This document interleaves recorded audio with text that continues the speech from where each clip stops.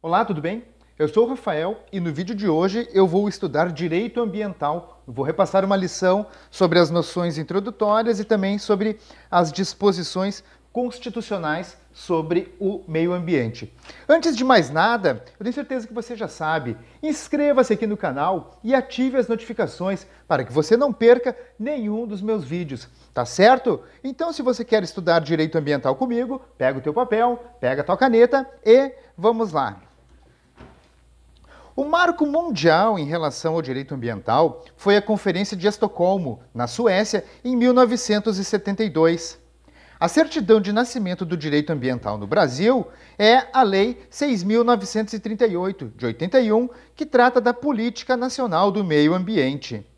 A definição legal do meio ambiente se encontra no artigo 3º, inciso 1, da Lei 6.938, de 81, nos seguintes termos. Meio ambiente é o conjunto de condições, leis, influências e interações de ordem física, química e biológica que permite, abriga e rege a vida em todas as suas formas. Repetindo, então, o conceito de meio ambiente. Meio ambiente é o conjunto de condições, leis, influências e interações de ordem física, química e biológica que permite, abriga e rege a vida em todas as suas formas. Quais são as espécies de meio ambiente? Existe o meio ambiente natural, que é formado pelos elementos da natureza com ou sem vida. O meio ambiente cultural, composto pelas criações tangíveis ou intangíveis do homem sobre os elementos naturais. O meio ambiente artificial, também formado por bens da criação humana, mas que, por exclusão, não são patrimônios culturais brasileiros, cabendo valor histórico, paisagístico, artístico, arqueológico, ecológico ou científico. E também o meio ambiente laboral ou meio ambiente do trabalho, que é quando as empresas cumprem as normas de segurança e medicina do trabalho. O artigo 200, inciso 8 da Constituição, diz que compete ao Sistema Único de Saúde, SUS, colaborar na proteção do meio ambiente, nele compreendido o do trabalho.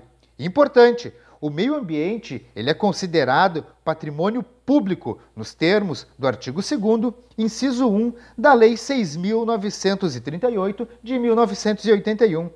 Toda a coletividade tem interesse na preservação ambiental.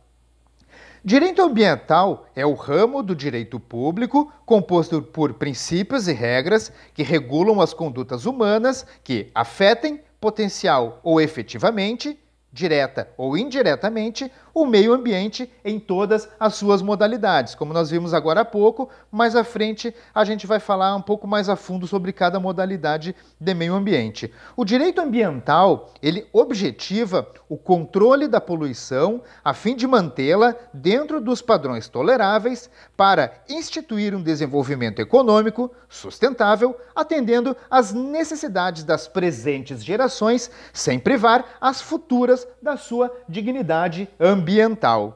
O direito ambiental é um direito sistematizador que faz a articulação da legislação, da doutrina e da jurisprudência concernentes aos elementos que integram o ambiente.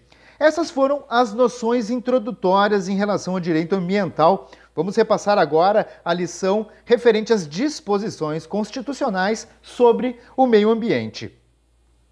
Após a constitucionalização do direito ambiental, busca-se agora a realização da tarefa que é mais árdua, que consiste na efetivação das normas protetoras do meio ambiente, com uma regulamentação infraconstitucional cada vez mais rígida. A interpretação das regras e princípios ambientais é tão peculiar que ela justifica o desenvolvimento de uma hermenêutica especial, privilegiando a interpretação mais favorável ao meio ambiente. E nesse sentido, o STJ ele já se manifestou.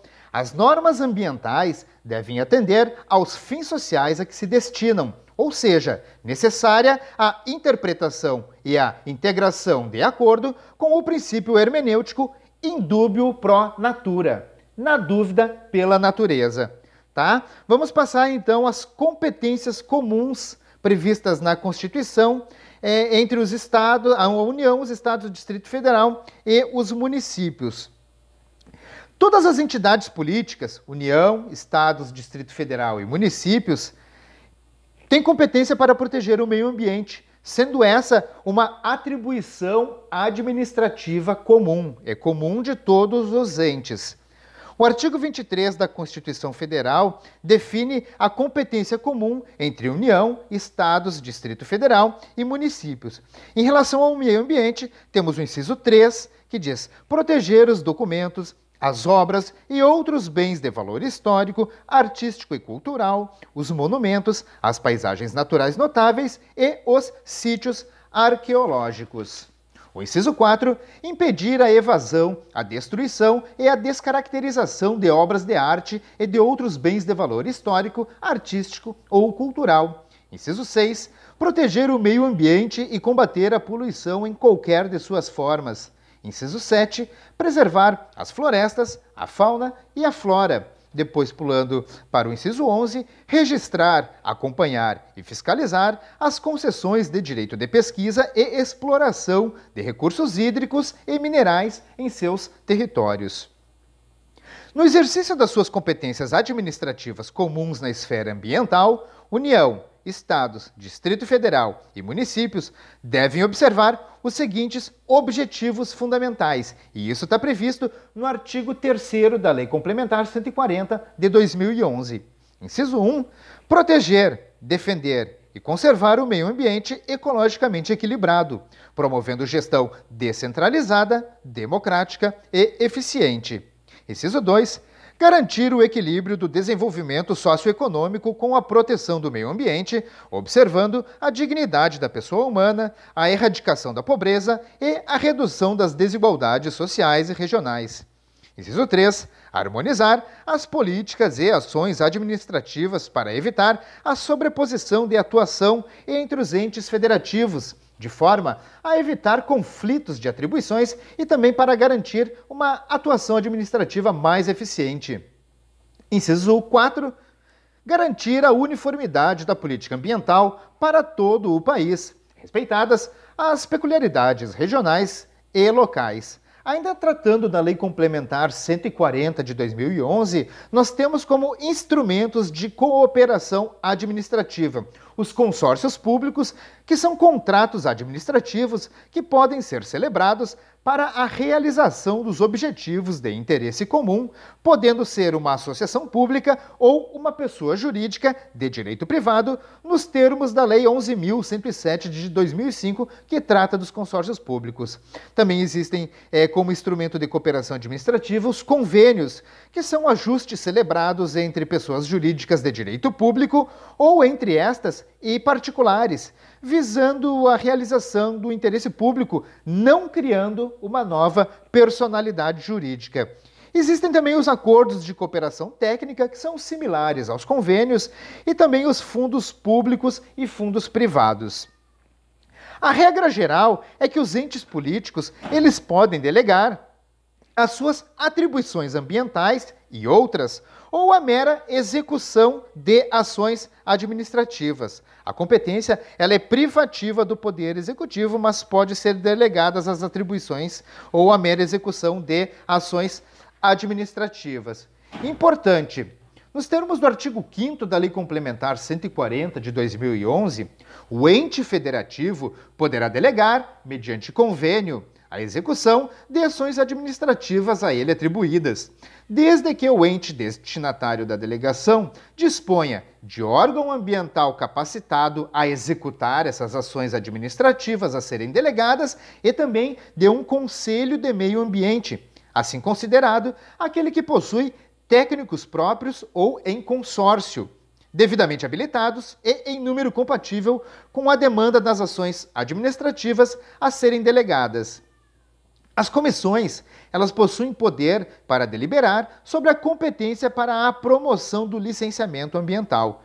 Existe a Comissão Tripartite Nacional, que é composta de forma paritária por representantes do Poder Executivo, da União, dos estados e dos municípios, com o objetivo de fomentar a gestão ambiental compartilhada e descentralizada entre os entes federativos.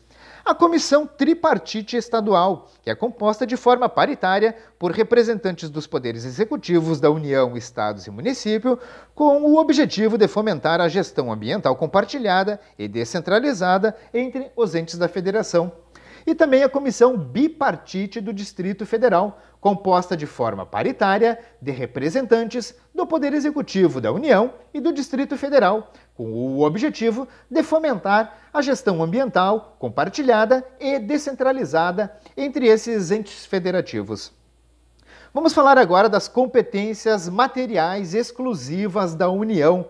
Isso está previsto no artigo 21 da Constituição Federal. Compete à União elaborar e executar planos nacionais e regionais de ordenação do território e de desenvolvimento econômico e social. Planejar e promover a defesa permanente contra as calamidades públicas, especialmente secas e inundações. Instituir Sistema Nacional de Gerenciamento de Recursos Hídricos e definir critérios de outorga de direitos do seu uso. Instituir as diretrizes para o desenvolvimento urbano, inclusive habitação, saneamento básico e transportes urbanos. Explorar os serviços e instalações nucleares de qualquer natureza e exercer o monopólio sobre minérios nucleares e seus derivados. Agora, competências exclusivas do município, competências materiais exclusivas do município. Nos termos do artigo 30 da Constituição Federal, compete ao município promover, no que couber, um adequado ordenamento territorial, mediante planejamento e controle do uso, do parcelamento e da ocupação do solo urbano. Ainda no artigo 30 da Constituição, também compete aos municípios promover a proteção do patrimônio histórico-cultural local, observada a legislação e a ação fiscalizadora federal e estadual. Passamos agora ao estudo das competências legislativas. A regra é a competência concorrente entre União, Estados, Distrito Federal e municípios para legislar sobre meio ambiente, certo? O artigo 24 da Constituição Federal, ele prevê normas concorrentes somente entre União, Estado e o Distrito Federal. O artigo 24, ele prevê que compete legislar concorrentemente entre União, Estados e Distrito Federal sobre florestas, caça, pesca, fauna, conservação da natureza, defesa do solo e dos recursos naturais, proteção do meio ambiente e controle da poluição. Também a proteção ao patrimônio histórico, cultural, artístico, turístico e paisagístico. Compete também a responsabilidade por dano ao meio ambiente, ao consumidor, a bens e direitos de valor artístico, estético, histórico, turístico e paisagístico. O STF já se manifestou sobre essa matéria no seguinte sentido.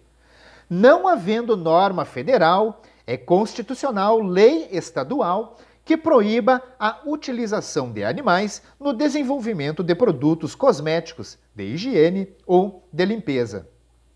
O STF também já decidiu que é inconstitucional norma estadual que verse sobre energia nuclear no território estadual. Como nós acabamos de ver, a competência é privativa da União para legislar sobre energia nuclear e minérios radioativos nucleares e seus derivados.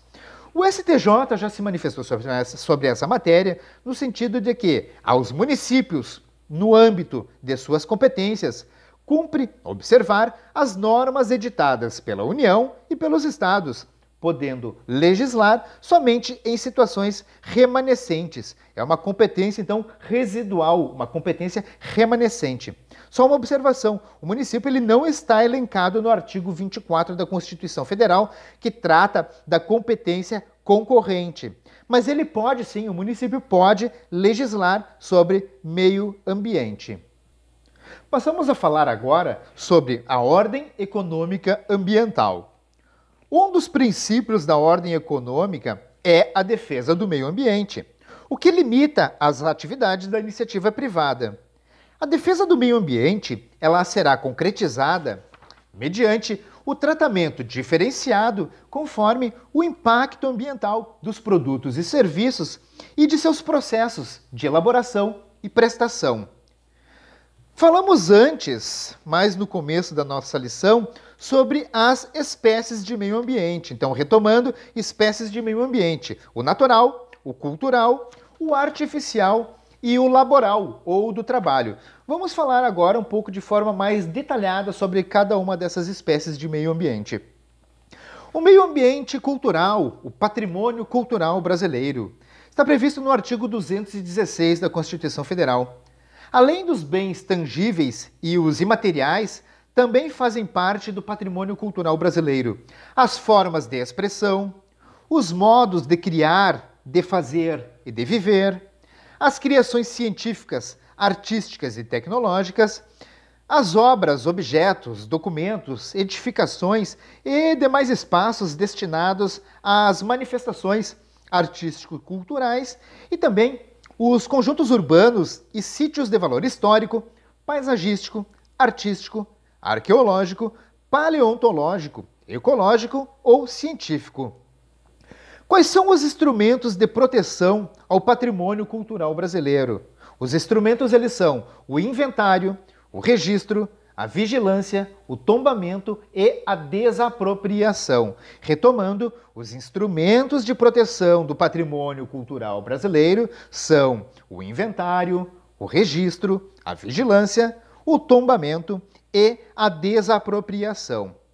O Sistema Nacional de Cultura.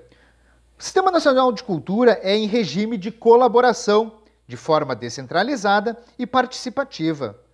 O processo de gestão e promoção de políticas públicas de cultura democráticas e permanentes.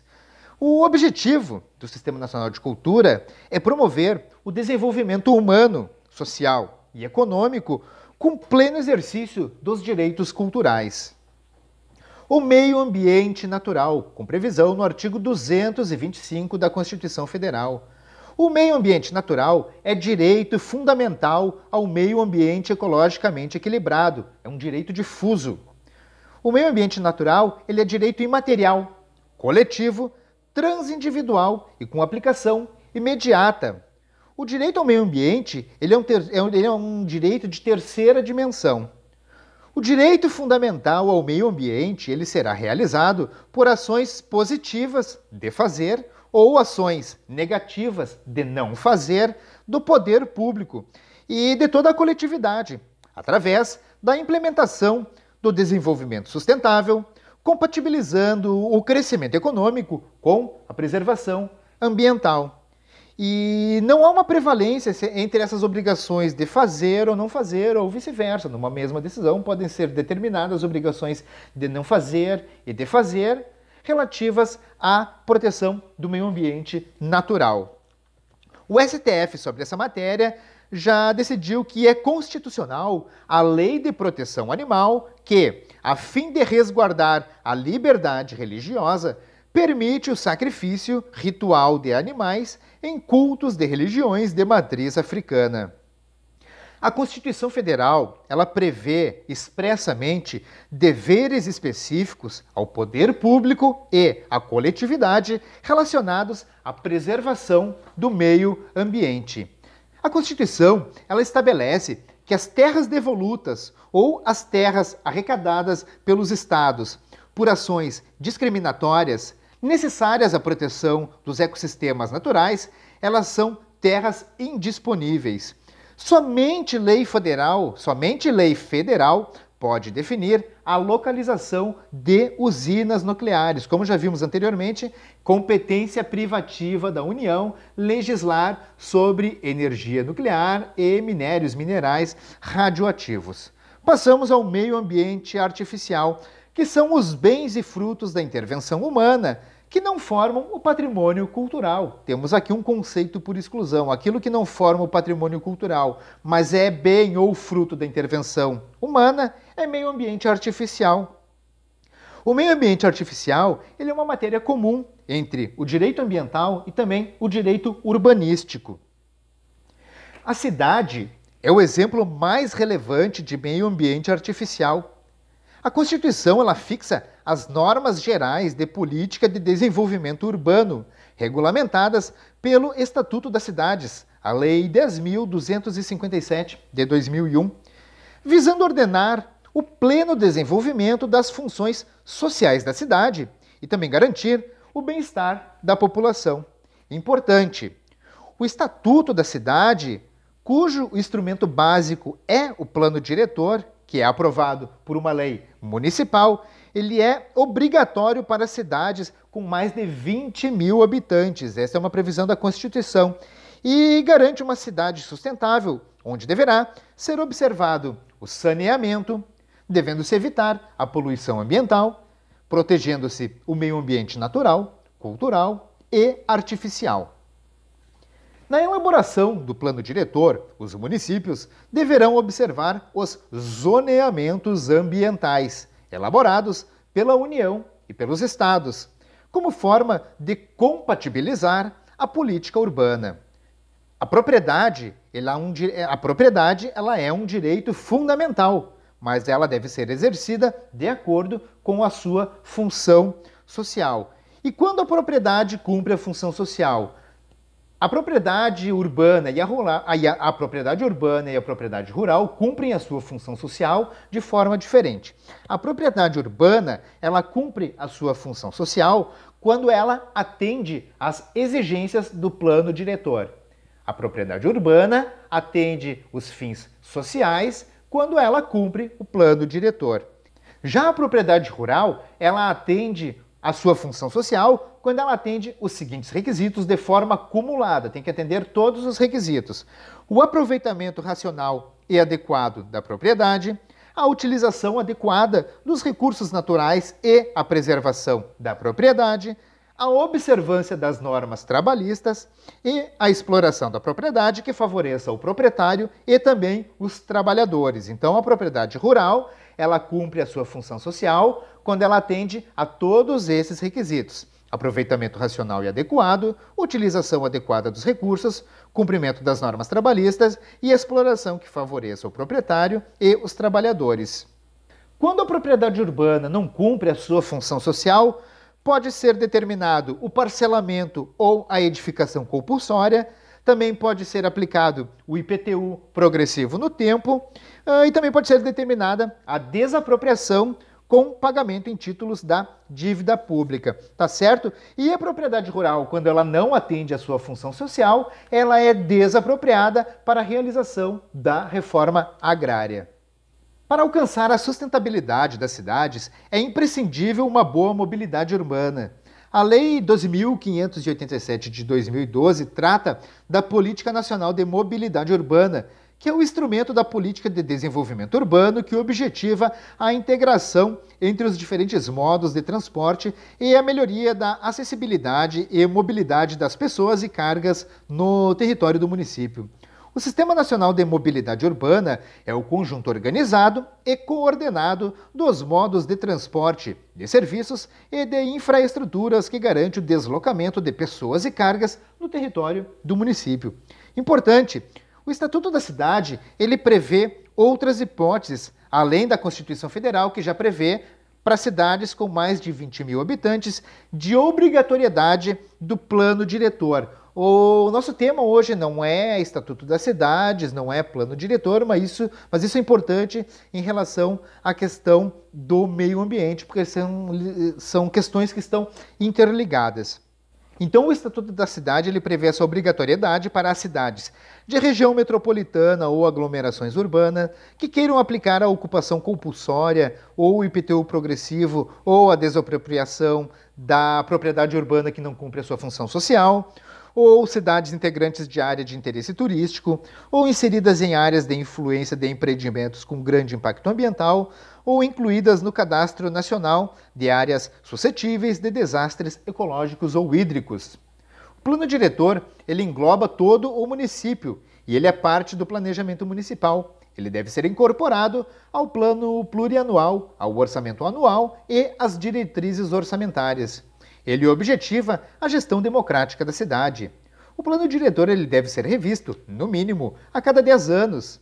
E, previamente, deve ser promovida audiências públicas e debates. A publicidade e acesso à informação é fundamental na formulação do plano diretor.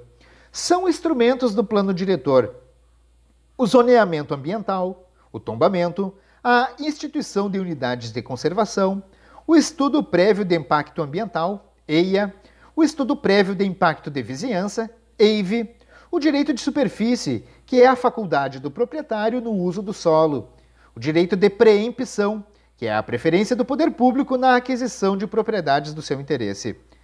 Existe a outorga onerosa do direito de construir, que possibilita construir acima do coeficiente de aproveitamento mediante contrapartida. As operações urbanas consorciadas, que são intervenções coordenadas pelo poder público com participação dos proprietários, dos usuários e dos investidores. E a transferência do direito de construir, que é a autorização dada por lei municipal para exercer ou alienar o direito de construir.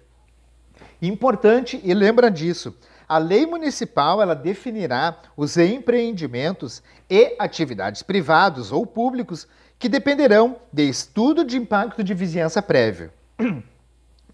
Lembra disso, o estudo de impacto de vizinhança ele não dispensa nem substitui o estudo de impacto ambiental. O estudo de impacto de vizinhança não substitui o estudo de impacto ambiental. Essa lição é muito importante, grava isso. A competência para ordenar o pleno desenvolvimento das funções sociais das cidades e garantir o bem-estar dos seus habitantes é sim do município. O município ele cuida dos assuntos locais. Finalizando as espécies de meio ambiente, chegamos ao meio ambiente do trabalho, com previsão no artigo 200, inciso 8 da Constituição. Compete ao Sistema Único de Saúde, o SUS, colaborar na proteção do meio ambiente, nele compreendido o do trabalho. O STF ele já reconheceu a existência de um meio ambiente do trabalho. Nesse sentido, o meio ambiente do trabalho é composto por todos os bens materiais e intangíveis que permitem que as pessoas desenvolvam uma atividade laborativa remunerada, digna e segura. A exemplo das instalações prediais, das tecnologias de segurança, dos equipamentos de proteção individual e coletiva. O STF ele entende que o meio ambiente do trabalho ele não se insere na competência legislativa concorrente ambiental. Isso é importante também nessa lição, presta atenção. Nós falamos antes que a competência para legislar sobre meio ambiente, tá? Ela é uma competência concorrente, uma competência comum entre União, Estados, Distrito Federal e municípios. Agora presta atenção nisso. Em relação ao meio ambiente do trabalho, essa competência não é comum, porque é competência exclusiva, é competência privativa da União legislar sobre questões do trabalho ou relacionadas a direito do trabalho. Portanto, uma questão do meio ambiente do trabalho é de competência exclusiva da União para legislar. Fica atento nisso. E agora nós terminamos de repassar a lição que foi proposta hoje. Questões iniciais, questões introdutórias sobre direito ambiental e também disposições constitucionais sobre meio ambiente. Nós falamos sobre o conceito legal de meio ambiente, falamos sobre as espécies de meio ambiente, falamos sobre direito ambiental e conceito de direito ambiental, depois passamos para as disposições constitucionais relativas ao meio ambiente. Falamos de competências materiais e também falamos de competências legislativas relacionadas ao meio ambiente e falamos também sobre as espécies de meio ambiente. Feito isso, repassamos toda a lição. No próximo vídeo de Direito Ambiental, eu vou falar sobre princípios ambientais.